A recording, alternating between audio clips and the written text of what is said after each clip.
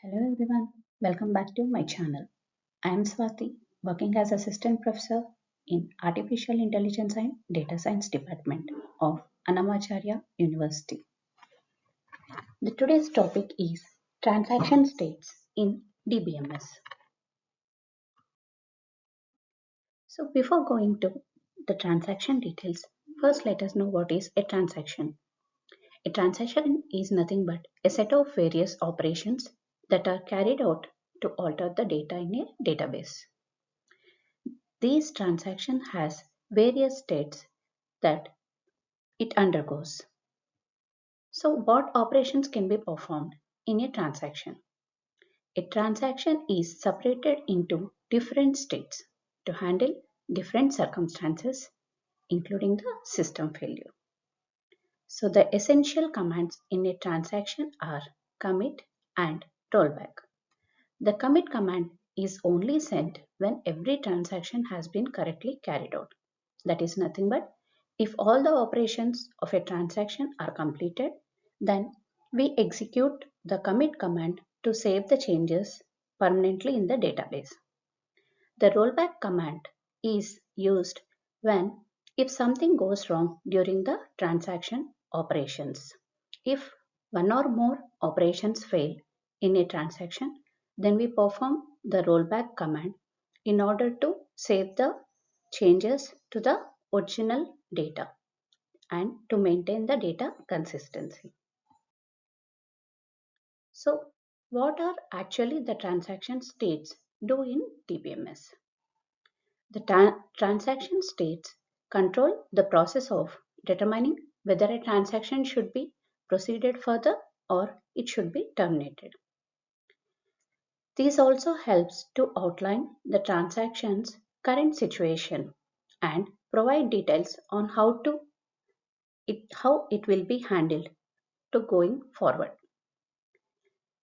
It also helps to control the process of transactions. They used to employ transaction logs.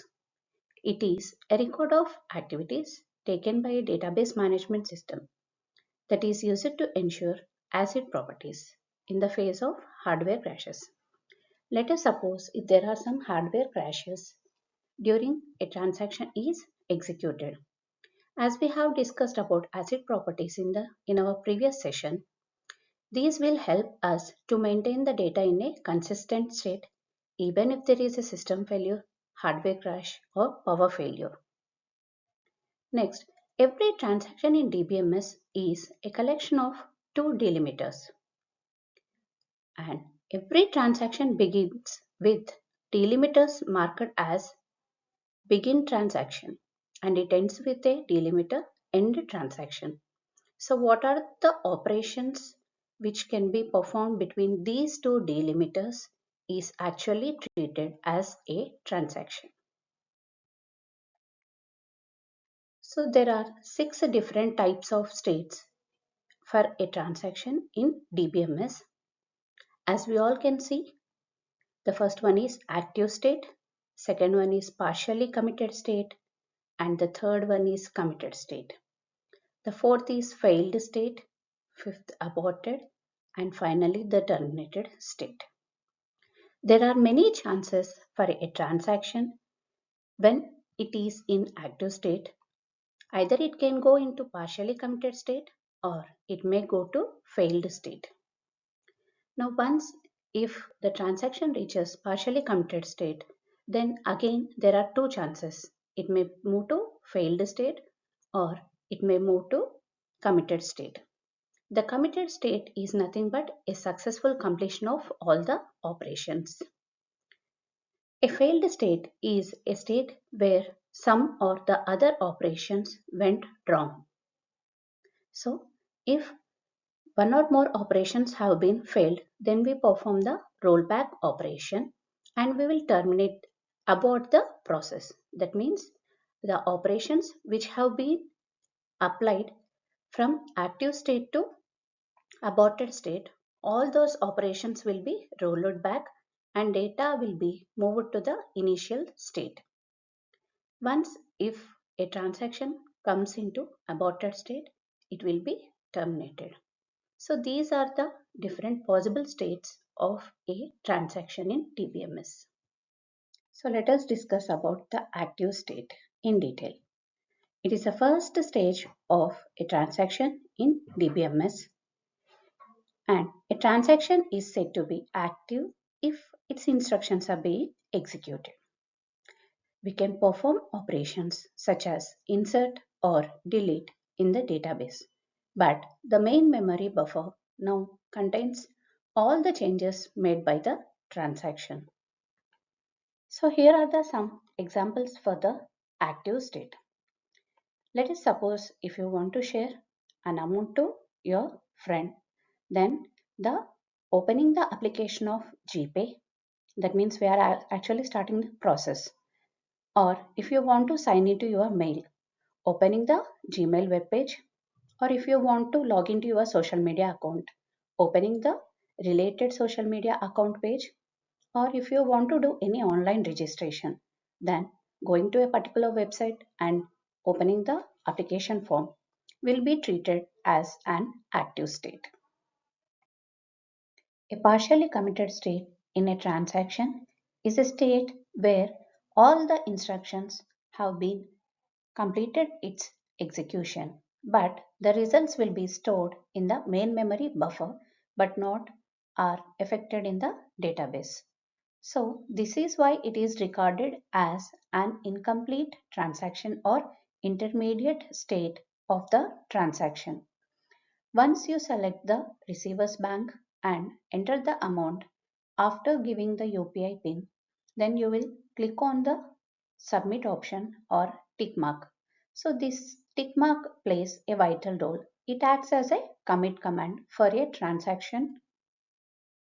So once you choose or click on the tick mark, then it will move to the committed state. So what is a committed state? A committed state is nothing but the changes which are stored in the main memory buffer will be now affecting the database. That means the new modified value of a transaction will be affected in the database. So whatever the actions that have been performed in a transaction, then they cannot be undone. That means we cannot reverse the process of operations or modifications which are being made on the data in the database. So this is the final stage of data changes. Next, coming to the failed state. A failed state of a transaction says that the transaction T is active or partially committed and experiences a failure that prevents it from continuing with the execution. Then the transaction T is said to be in the failed state.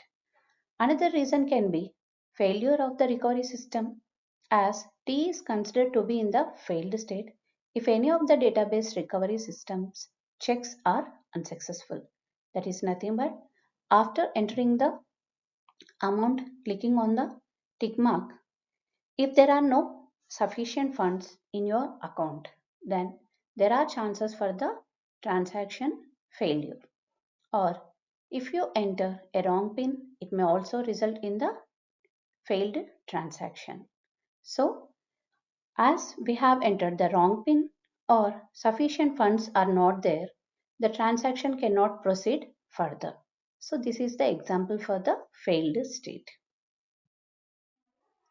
An aborted state is the next state of failed state. As we have discussed in the failed state, due to some failure of the some of the operations in a transaction, it moves to the failed state.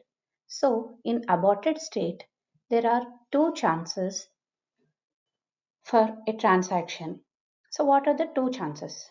Kill the transaction or restart the transaction. These two operations are performed in order to maintain the consistency of the database.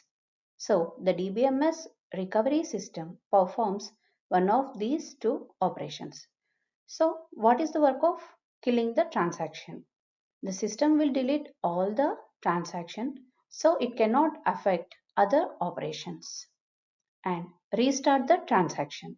The system after some changes again sends the operation to an active state. That means if your amount was debited, here if you observe in this example, the payment has been started and it has been stopped in the middle before going to the payment completed. Why? Because the receiver's bank server was busy. So if any amount is deducted from your account, then it will be refunded into your account within 3 working days, like you will get the message. So an aborted state is an intermediate state in which the transaction cannot proceed further, so it will be moving back to the original state. Next, the final state is nothing but the terminated state. So it is the final stage of a transaction's life cycle. The transaction finally enters the terminated state when its life cycle is completed after having been in the committed state or aborted stage. So a transaction can enter into terminated state after the committed state or aborted state, as we have discussed in the transaction states diagram. Thank you.